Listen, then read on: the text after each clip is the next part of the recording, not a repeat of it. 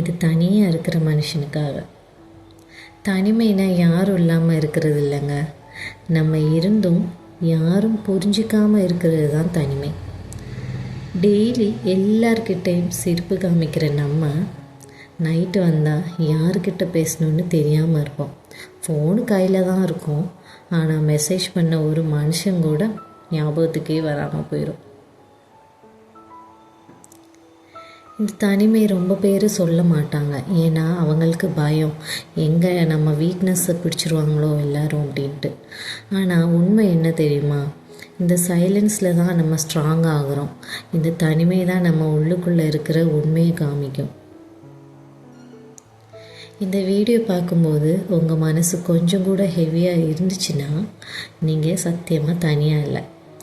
கமெண்ட்டில் ஒரு வார்த்தை மட்டும் போடுங்க, நான் இருக்கேன்னு. இது ரிப்ளை இல்லைங்க, ஒரு கை பிடிக்கிற மாதிரி.